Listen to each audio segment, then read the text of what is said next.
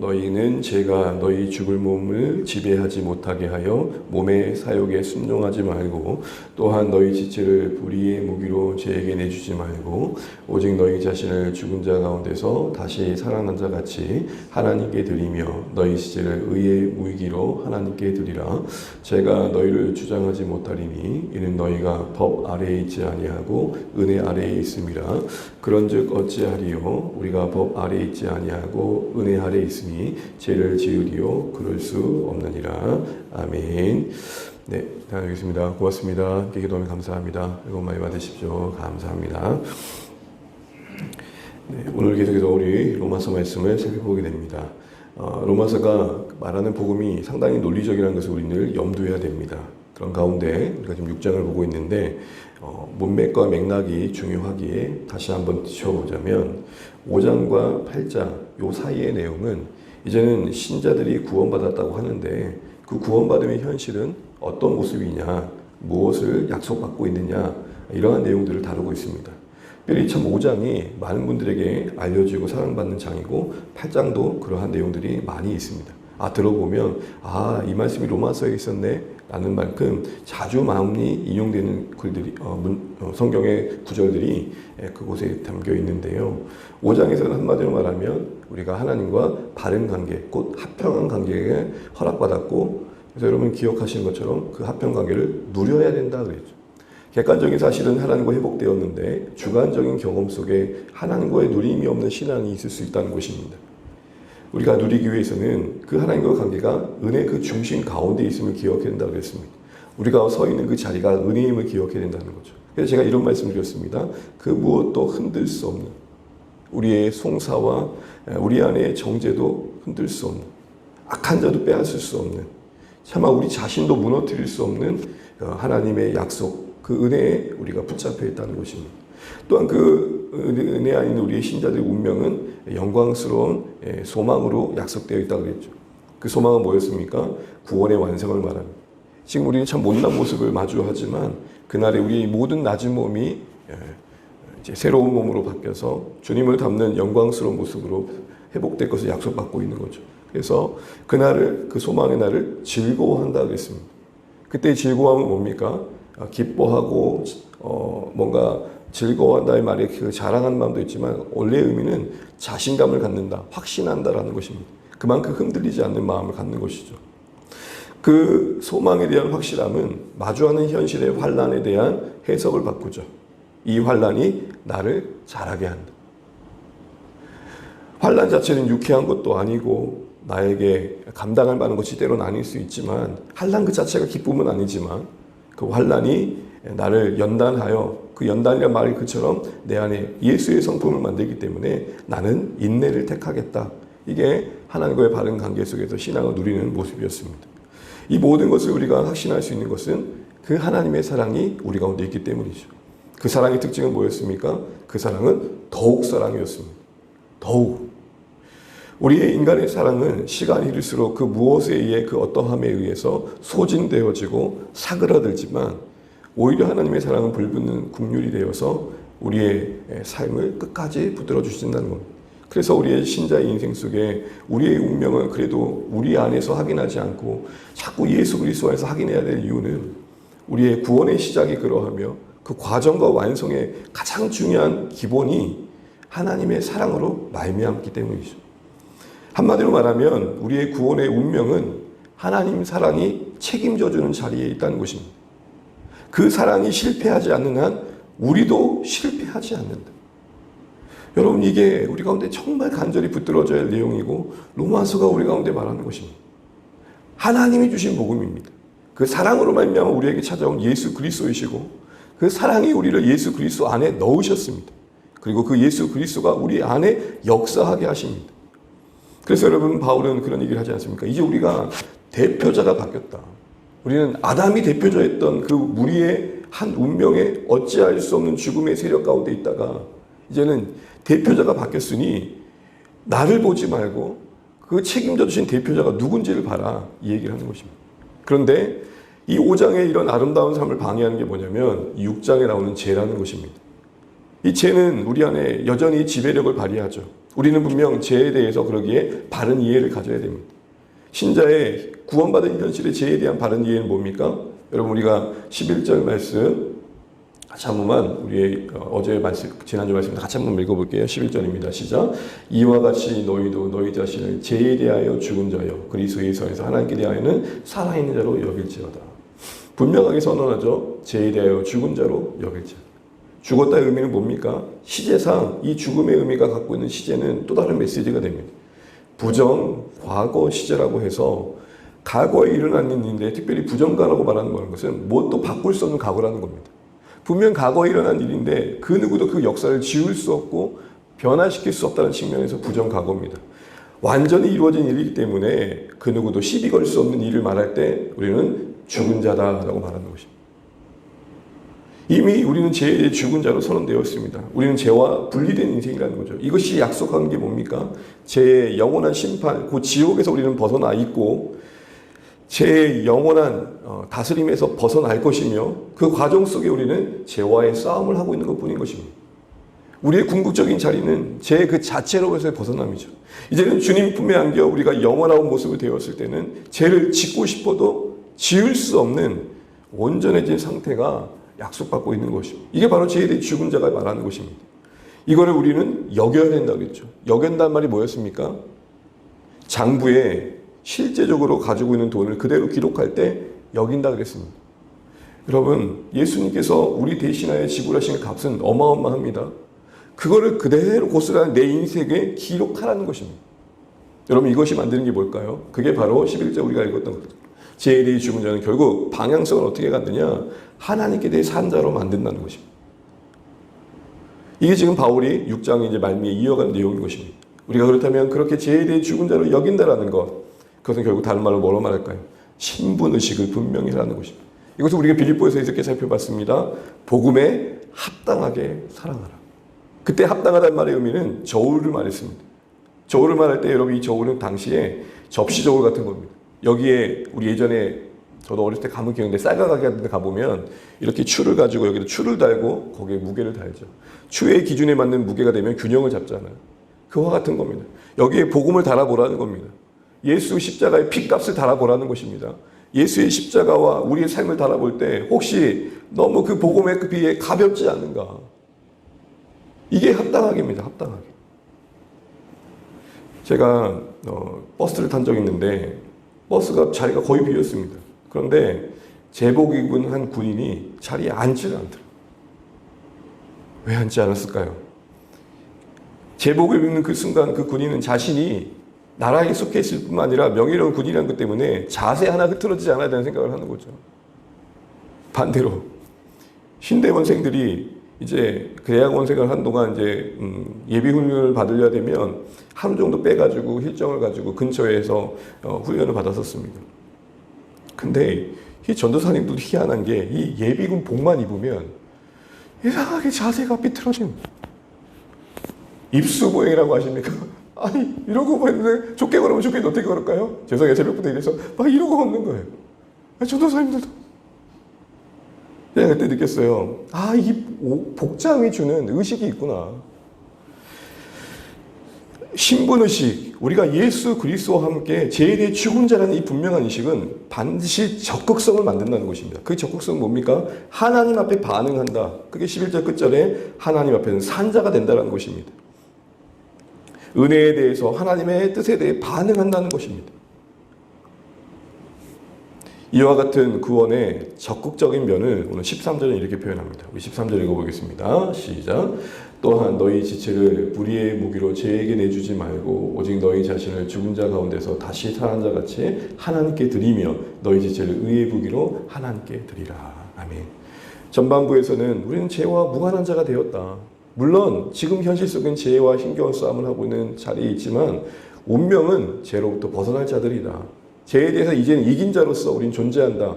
그럼 그것이 우리 삶에 어떻게 나타나느냐? 죄와 마주할 때 죄를 따르지 않고 하나님께 오히려 반응한 자의 생명력을 가지고 살아간다. 이 얘기를 지금 하고 있는 것입니다.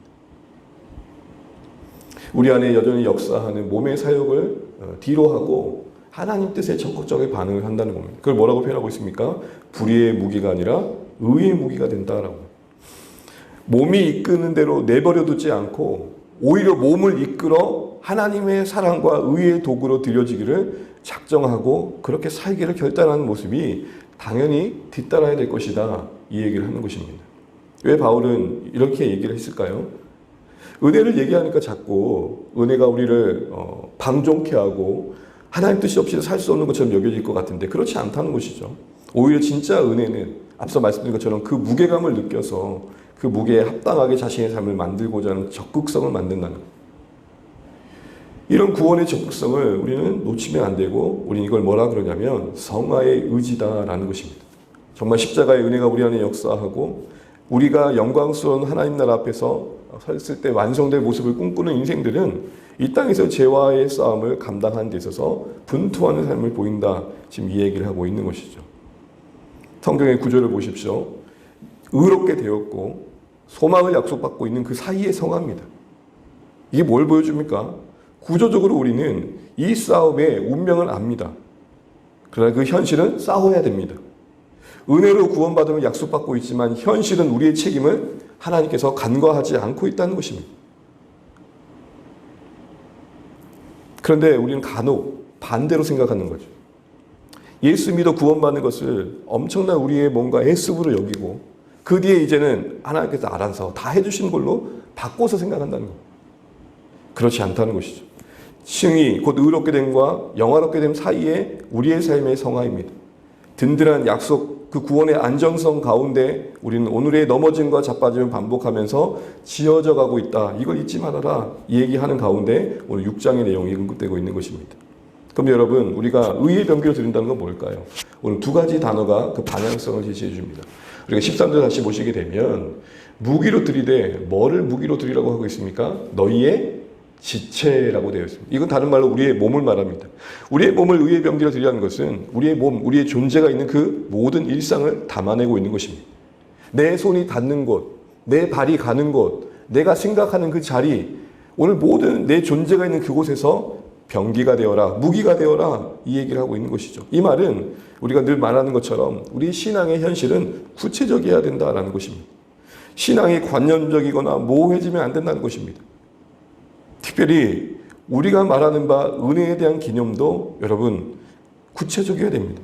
그래서 여러분 이 지체 곧 우리의 일상의 모든 것이 의의 병기로 하나님의 도구로서 드려져야 된다는 이야기를 하고 있다는 사실 속에서 우리는 다시 한번 은혜가 얼마나 우리 안에 모호하고 있지를 돌아봐야 된다는 것이죠. 그래서 14절에 이렇게 말합니다. 14절 같이 한번 읽어볼까요? 시작. 제가 너희를 주장하지 못하리니 이는 너희가 법 아래에 있지 아니하고 은혜 아래에 있습니다. 우리의 삶의 지체로 표현되는 우리의 모든 것, 삶의 일상의 모든 영역이 하나님의 의의 병기로 드려져야 되는데 이걸 우리가 다시 한번 살아내려면 은혜 아래에 있음이 구체적이어야 된다는 것입니다. 여러분 은혜라는 말은 상당히 모호할 수 있습니다. 이 은혜가 구체적이란 말이 뭘까요? 오늘 15절에 이렇게 말합니다. 어찌하리요? 법 아래 있지 아니고 은혜 아래 있으니 죄를 지으리요. 여기서 우리는 은혜가 무엇인지 구체적으로 정의하게 됩니다. 은혜 아래에 있다는 건 그 구체적인 의미가 뭡니까? 뭔가 설명할 수 없는 상태가 아니고 은혜 아래에 있다는 것은 죄를 미워한다는 것입니다. 은혜 아래에 있다는 중요한 구체적인 신체적인 삶의 개념 중에 하나는 죄를 미워한다는 것입니다. 내가 은혜 아래에 있다는 증거를 여러분 뭘로 확인하시겠습니까? 몽롱한 기분입니까? 마치 천국에 와 있던 같은 감정들일까요? 은혜 아래에 있다는 것은 구체적으로 어떻게 되느냐? 죄를 멀리한다는 것입니다. 은혜란 이름으로 죄를 가벼이 여기지 않는다. 이게 내가 은혜 아래에 있다는 증거인 것이죠. 사랑하는 성도들 이제 말씀을 맺겠습니다.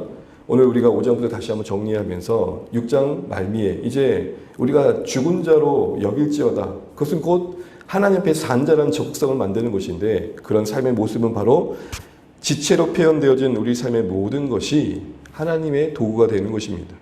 이걸 위해 우리는 은혜가 정말 구체적으로 경험되어야 됩니다. 은혜라는 것은 모호한 표현이 아니라 우리가 은혜 안에 역사하고 있다는 것은 죄가 미워지는 겁니다. 은혜만큼 죄를 멀리하게 된다는 것입니다. 그럼 여러분 우리가 이렇게 은혜를 죄로 멀리하는 것으로 여기고 우리 지체를 구체적으로 여러분 우리의 삶을 하나님께 드리기 위해서 또 확인해야 될 게 뭘까요? 그러면 우리 12절 말씀 읽고 마무리하겠습니다. 12절입니다. 시작.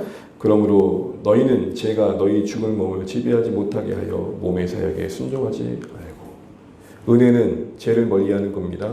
제 사욕을 멀리하는 것입니다. 우리 안에 분명히 역사하는 제 욕망을 꺾을 줄 아는 것입니다. 그러면 여러분 이렇게 은혜가 구체적이 되려면 우리가 분명히 할 인식이 뭡니까? 12절 상반절을 보십시오. 우리는 죽을 몸을 갖고 있다는 것입니다. 죽을 몸이란 게 뭡니까? 우리가 입고 있는 이 몸은 곧 이 땅에서 한시적으로 허락받은 삶의 한 부분인 뿐이라는 것이죠. 우리 인생관이 염세적이 된다는 게 아닙니다. 비관적이 된다는 것이 아닙니다. 우리는 허락받은 한 긴 생에 한 번뿐인 기회를 살고 있다는 절박함이 좀 있을 필요가 있다는 것입니다. 죽을 몸이라는 사실을 인식할 때 우리는 달라집니다. 여러분 다시 한번 죽음의 힘든 시기를 지나고 뭔가 생명을 다시 허락받은 분들의 삶은 분명 다릅니다. 내가 이제 또 한 번의 인생을 허락받았다는 그 절박함은 삶의 질을 바꿉니다. 죽을 몸인 줄 알고 그 은혜가 구체적으로 우리 안에 죄를 미워하는 것으로 나타날 때 우리 삶의 모든 게 정말 어떻게 하면 더 하나님을 기쁘시게 할까? 어떻게 하면 더 하나님의 복음에 합당하게 나의 삶을 조절해 갈까? 이런 삶이 만들어진다는 것이죠. 이 새벽에 은혜 구하실 때 하나님 내가 살아가는 삶의 모든 영역 속에서 하나님의 의의 병기가 되길 원합니다. 이후에 은혜가 내 안에 구체적으로 역사하게 해주십시오. 죄를 미워하게 해주시고 더 나아가서 내 존재가 단 한 번뿐인 인생이 기억하게 해주십시오. 죽을 몸입니다. 죽을 몸임을 잊지 않고 마치 영원히 살 것처럼 이 세상의 애착을 가지고 보여진 것을 사랑하지 않게 하시고 천국 소망 중에 오늘 허락받은 인생의 삶의 한 자락을 주의 사랑의 도구가 되어 살아가게 해주십시오. 이와 같은 믿음의 고백들을 가지고 주의 은혜를 구하시는 이 새벽 되시기를 주의 이름으로 축복합니다. 함께 기도하시겠습니다. 또 주신 말씀 붙들고 기도하겠습니다. 하나님, 오늘 바울의 또 나눔 속에서 하나님의 복음을 다시 한번 듣습니다. 하나님의 사랑이 책임져지는 구원의 운명에 있는 현실이 죄와의 또 싸움을 하는 또 한 모습임을 봅니다. 우리는 이미 죄에 대해 죽은 자로 우리를 여기며 이제는 분명한 그 신분은 가운데 우리의 삶에 찾아온 죄의 문제를 대해야 될 텐데 하나님 이제 우리의 삶이 죄에 넘어지는 게 아니라 죄의 사욕에 이끌려 다니는 삶이 아니라 우리 몸을 오히려 이끌어 은혜 안에서 죄를 미워하고 무엇보다도 우리가 죽을 인생인 줄 알고 하나님 한 번뿐인 인생을 하나님 앞에 우리의 삶의 모든 지체가 사랑과 의의 도구로 쓰임받게 해주십시오. 오늘 이 새벽도 그런 하나님의 사랑의 도구로 쓰임받는 기도의 자리가 되게 해주십시오. 기도하시면 좋겠습니다. 사랑 우리 모든 성도님들이 이 구원의 적극성, 성화의 의지를 우리가 다시 한번 분명히 하고 오늘도 우리 한 사람을 거룩으로 채워가게 해달라고 기도하시면 좋겠습니다. 주안의 교회를 계속 기도해 주시고 우리 VIP를 품는 분을 위해 기도해 주시면 좋겠고 우리 사랑하는 자녀들이 이제 방학을 맞이하는데 잘 보낼 수 있도록 저희 또 여름 신앙 훈련 통해서 우리 성도님들과 자녀들이 또 건강하게 믿음을 세워지는 은혜의 가정 될 수 있도록 기도해 주십시오. 이 땅 이민족의 지도자들 위해서 이 나라의 교회를 위해 또 선교지를 같이 기도하겠습니다. 각자 기도 제목 기도하시고 주 안에서 복된 하루 되시길 바랍니다. 기도하겠습니다. 하나님 은혜를 감사합니다. 오늘 우리를 살아가게 하시고 또 하나님 오늘 말씀 앞에서 우리 삶의 구원의 현실을 다시 한번 돌아보게 하시셔서 감사합니다. 아버지 하나님 우리가 예수 그리스도 안에 있습니다. 멀리 계신 그리스도의 사랑 가운데 있습니다. 이제 우리가 하나님에 이끌려서 마주하게 될 저 영원한 천국을 믿음으로 바라봅니다. 하나님 우리가 우리의 삶의 모든 지체가 하나님의 사랑의 도구로 의의 도구로 하나님 은혜와 뜻을 이루는 도구로 쓰임받기 원합니다. 이를 위해서 하나님 우리가 은혜 아래에 있다는 사실이 구체적이길 원합니다. 하나님 모호한 표현이 은혜가 아니라 하나님 은혜가 우리 안에 구체적으로 적용되어지고 이해되어지고 경험되어지길 원합니다. 하나님 은혜가 우리 안에 있다는 것은 죄를 멀리하는 것이며 죄를 미워하는 것입니다. 하나님 은혜를 방자하여 죄를 가벼이 여기는 것이 아님을 압니다. 하나님 우리를 불쌍히 여겨주셔서 우리 안에 불타는 성화의 의지를 허락하여 주시고 예수 그리스도를 닮고자 하는 인생으로서 하루를 살게 하여 주십시오. 한 번뿐인 인생입니다. 우리가 죽을 몸을 가지고 있습니다. 하나님 우리를 온전케 하실 그날을 꿈꾸며 하나님 오늘도 한 번뿐인 인생에 이 삶의 모든 것이 하나님 섬기는 도구가 되게 하시고 주님을 닮는 훈련의 자리가 될 수 있도록 하나님 그 은혜와 사랑을 흘려보내는 섬김의 현실이 될 수 있도록 우리를 붙들어 주십시오. 오늘 반복되는 일상 속에 주와 동행하게 하시고 주님과 함께함으로 인해 삶이 여러분 회복될 수 있도록 하나님 역사해 주십시오. 연약한 우리 성도들을 기억하시고 우리 자녀들이 반전 방학을 또 잘 보내게 도와주시고 아버지 하나님 정말 사랑하는 우리 몸된 교회 성도들이 말씀 안에 한 물결 되게 도와주시고 주의 은혜와 능력의 권능을 경험해 가게 하여 주십시오. 하나님, 우리가 VIP를 품기를 원합니다. 하나님, 우리 마음에 거룩한 부담감을 주시고 한 영혼 한 영혼을 돌아보며 하나님 섬길 수 있는 영혼들을 찾고 구하고 복음이 필요한 곳에 우리 삶을 드릴 수 있도록 역사하여 주시옵소서. 예수 그리스도 안에 있음이 우리 삶에 요구하는 은혜를 우리가 누리게 하시고 흘려보내게 하여 주시옵소서. 주님, 우리를 불쌍히 여겨주십시오. 주님, 우리를 다스려 주십시오. 하나님, 함께하여 주십시오. 아버지, 동행하여 주시고 역사해 주십시오.